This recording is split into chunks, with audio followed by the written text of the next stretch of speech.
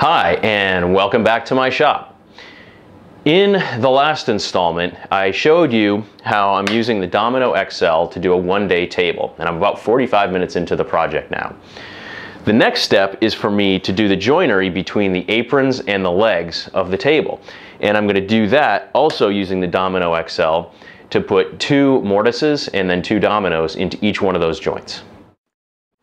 I've gone ahead now and milled up my stock for the aprons. This is just shy of 7/8 inches. And the legs, these are 1 7/8 inch square stock. Now I've gone ahead and done a demonstration of the 2 different types of joinery. This is a traditional mortise and tenon joint. I cut this yesterday, and I was only doing one of these, so it's a little bit more labor intensive because there's no economies of scale, but it took me about an hour to get this thing dialed in, and even then, it's a little bit looser than I would like. But the advantage is I can fine-tune that joint using hand tools, and I get a really nice joint there. I then went and did the same joint using the Domino XL joiner, and it took me, I don't know, 10 minutes total.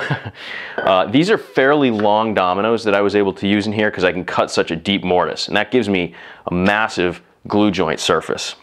And then I used 2 of them so that that sort of doubles up the strength and fits together like that. And that's a nice tight joint. That's not going anywhere. That's a classic slip joint right there. That's about what you want. Now the only downside that I noticed, and it might be hard to tell on the camera, but it's not quite as clean a joint as I got with the hand cut mortise and tenon. You can see it a little bit more here where there's a little bit of a gap on the outside. And I'll show you why I think that happened. When cutting this joint, I have only, just shy of a 2-inch surface for me to position this fence on. And this is a fairly heavy machine here where it's 11 pounds. And I think what happened was I let the joiner sag a little bit because I was getting, either lazy or I wasn't giving it enough upward pressure to keep this perfectly parallel to the top of my surface. And by doing that, I think what happened is I gave a little bit of an upward direction to the cut of the mortises, and that's why that joint's not quite as clean. So I'm just going to be really cognizant of that when I cut the final joinery and make sure that I have this thing fully supported and I'm not letting it sag at all, because that's really critical. So what I've done in preparation for doing the joinery for the table, I've cut 2 mortises here. One used this depth stop, and then this one I cut using the same depth stop put into this mortise. And the reason I did that is that I wanted to know roughly how much distance or how much width I could get if I were to center these 2 mortises so that there's the same amount of excess on either side. And so I drew a line there, and this ends up being roughly 2 7/8 inches.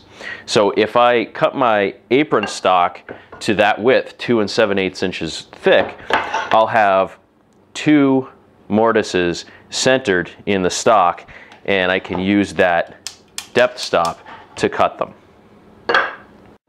So now I'm going to go ahead and rip my apron stock to that 2 7/8 inches dimension.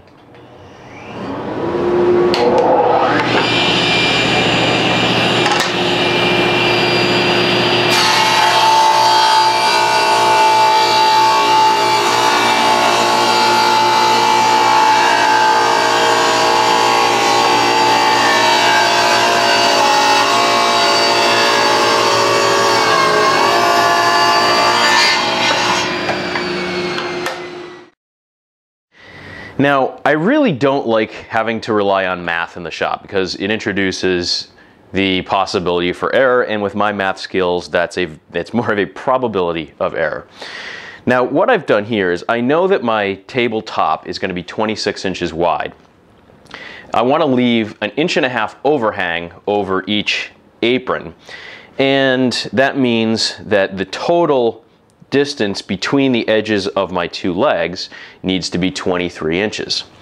So I've taken my piece of apron stock and I've just laid a leg down on each end and set them so that the edges are exactly 23 inches apart, and I've made sure that each leg is square to my stock. Then I can just put a little pencil mark on the inside edge of each of those, extend those lines all the way out using my square, and that is the exact dimension or the exact length that the front and back aprons need to be, and I didn't have to use any math.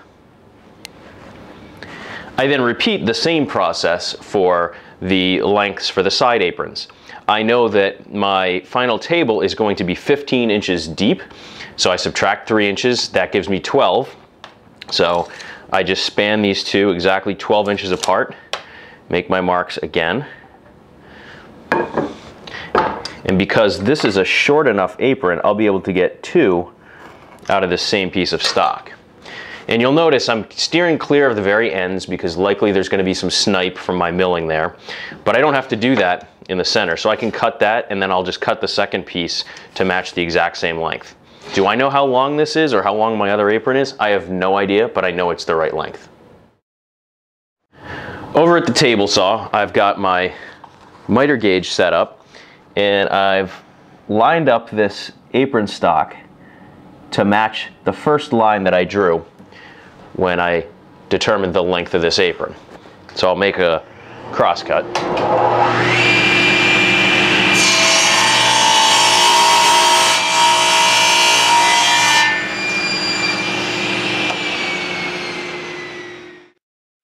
I've gone ahead and repeated the process for my longer apron. So now my apron stock is all cut. Now I just need to basically repeat the same process for the legs. Now here's the leg stock. I cut it about 32 inches long. I want the final legs to be 30 inches long.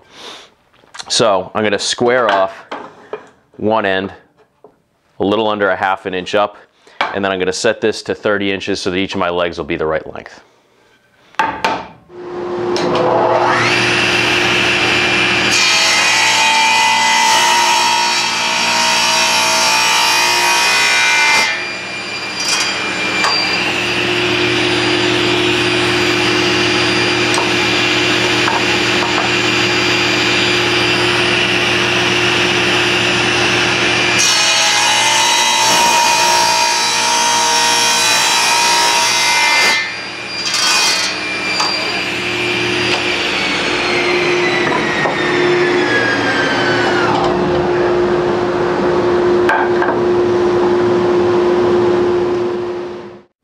It is not even 10:30 yet, and I have all of my parts cut to size and my top complete.